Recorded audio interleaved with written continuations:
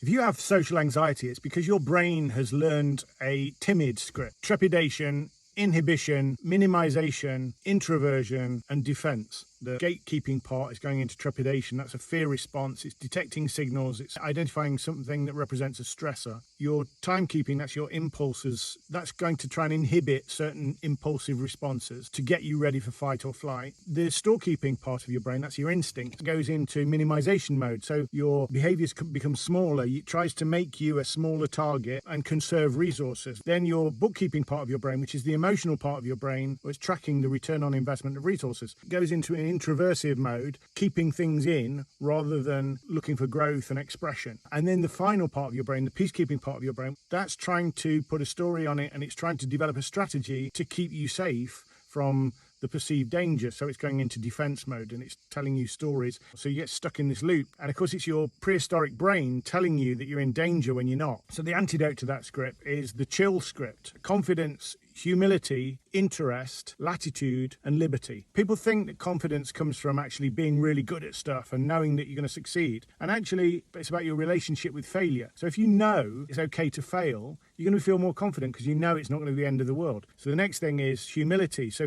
being humble helps you to be confident, because if you admit that you don't know everything, that you're not the best looking or the most perfect, and you can be wrong and you can fail, then it reduces the weight of the expectations that's on you. So it doesn't matter so much, so you can feel more confident. The next part of that is then interest. So it's about putting the spotlight on other people. So when you meet people in social situations, very often what we do is we kind of go into this thing of, is my hair looking good?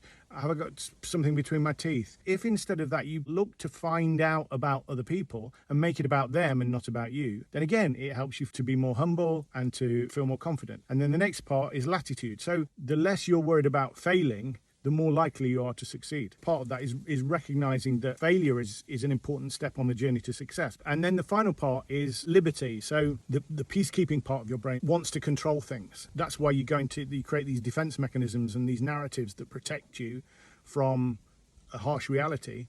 When actually, if you have liberty, in the sense that you have freedom from these narratives, it doesn't matter. You're not attached to that outcome, and you recognize that the outcome and event doesn't define who you are. All of these things working together allow you to be your authentic self. So that's the chill script, the antidote to the timid script. And try it. If you go into a situation with that in mind, make it about other people, not yourself. Not be too attached to outcomes. Reduce the expectations on yourself and accept that it's okay to fail. Then you can feel a lot more confident and you'll have a lot more success in social situations.